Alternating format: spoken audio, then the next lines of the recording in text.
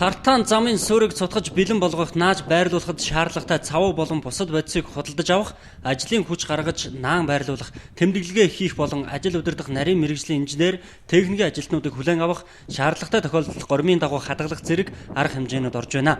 Одоогийн байдлаар Тартаан зам талбай тавигдах бүх нөхцөл боломж бүрдээд байна.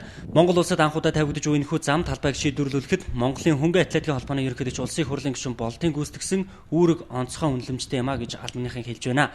За өнөөдрийн байдлаар Тартаан зам ачсан 4 чингэлэг Улаанбаатар хотод ирээд байна.